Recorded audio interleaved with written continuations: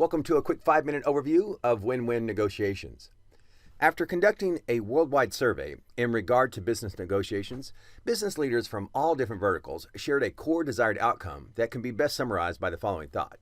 The best negotiation in business is whereby all parties would gladly repeat the process again. In today's interdependent business environment, we all know that negotiating where one group wins and the other loses is not conducive for long-term success. And then when we factor in that perceptions of dealings are promoted worldwide by a click of a button, all the more reason it's best to negotiate in a manner that's worthy of repeat. And that's why we created win-win negotiations. Now, there are 3 points of primary focus that align to what our customers asked us for. Number 1, they said, help us enhance our skills to ensure that we achieve the terms that meet or exceed our needed expectations. Number 2, ensure that we intelligently see things from all perspectives. And that will lead to number 3, and that is ensure that we engage in a way that our counterparts would do it again.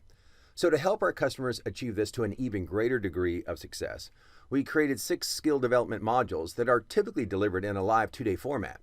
But know that we can collaborate and calibrate the deliverable to meet your specific skill development outcomes and timeframes. This also includes our ability to deliver this in a virtual format, say over a period of days or weeks. Let's go ahead and quickly label the 6, and then we'll do a quick deeper dive into each. Number 1, principal versus positional negotiations. Number 2, negotiation styles. Number 3, phases of negotiations. Number 4, tactics. Number 5, conflict resolution. And number 6, concession strategies. Now, a key thought to keep top of mind is that every key concept is immediately tied back to the real world of the attendees. And everyone from the beginning to the end will actively engage to first demonstrate their understanding, but more importantly, how they're actually going to use it. Diving into number 1, principal versus positional negotiations, and there are 4 key segments. The first would be understanding the power and the consequence of making assumptions. Next, competitive nature, which is not always a bad thing, of course, but once it's overextended, it can create a loss of needed momentum. Then we move into trading value to promote a spirit of collaboration.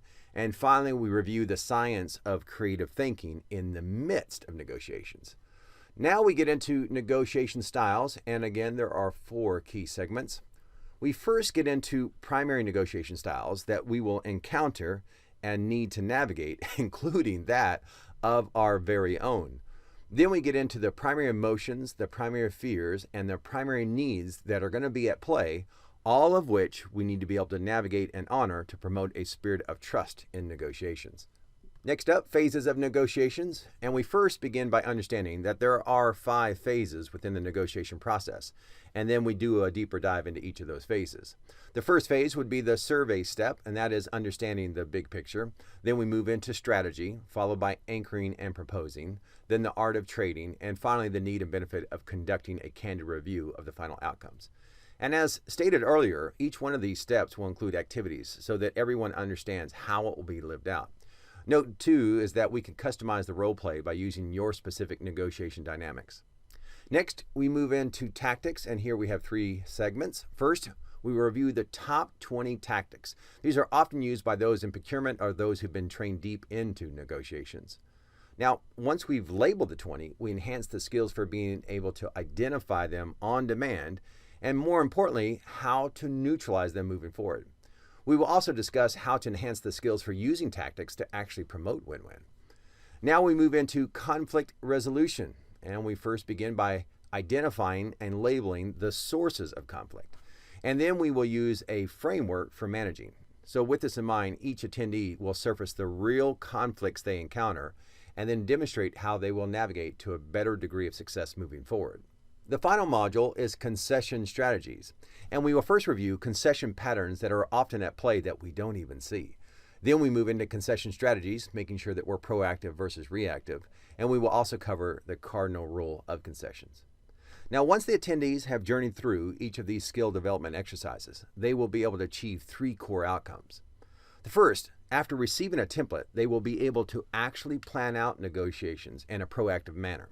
Number 2, they will be able to protect your interest. And finally, number 3, promote a stronger working relationships with their negotiation counterparts, and thus ensuring that all parties would gladly repeat the process again. Welcome to your win-win negotiations.